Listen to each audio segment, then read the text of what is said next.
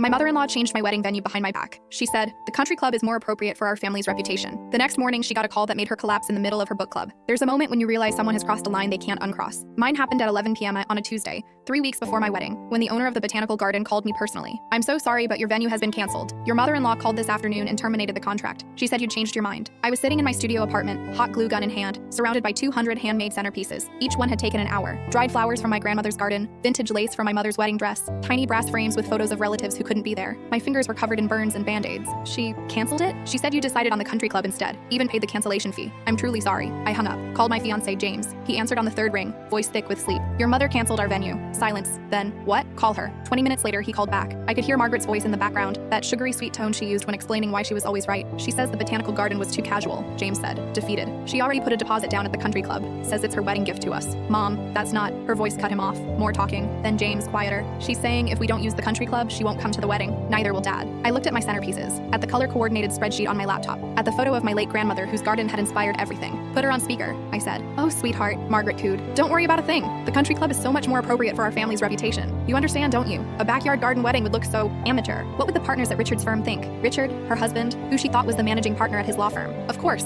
I said. "You're absolutely right. See? I knew you'd understand. I've already sent the new invitations. Cream cardstock with gold embossing. Much classier than those handmade ones you were planning." "Perfect," I said. "Thank you, Margaret." I hung up. James texted immediately. "Are you okay?" "Better than okay," I wrote back. See, Margaret didn't know something. 3 months ago, I'd been having coffee with James's father, Richard, when he broke down. Told me he'd been forced into early retirement. The firm had pushed him out, given him a silent severance to leave quietly. He'd been pretending to go to work every day for 6 months, sitting in the public library, too ashamed to tell his wife, too scared of her reaction. "She spent $80,000 on a boat last month," he'd said, hands shaking, "because the Weatherbys got one. I don't know how to tell her we're running through our savings." I'd kept his secret, but I'd also started recording our conversations, with his permission. Every admission about their finances, every desperate confession about Margaret's spending, every detail about how he'd already taken out a second mortgage to fund her lifestyle. The morning after she canceled my venue, I didn't go to her house. I went to her book club. 12 women, all sitting in the community center, discussing something by Oprah. I walked in, smiled at everyone, and handed Margaret an envelope. "This came for you," I said sweetly. Seemed urgent. Inside was a simple letter from the country club, regretfully informing her that her membership had been terminated due to non-payment, that the event she'd booked was canceled, that any attempt to enter the premises would be considered trespassing. She opened it in front of everyone. The sound she made wasn't quite a scream. It was more like air leaving a punctured tire. Her face went from pink to white to gray. "This is a mistake," she whispered. Then louder. "This is a mistake." She called the country club on speaker, put on her important voice.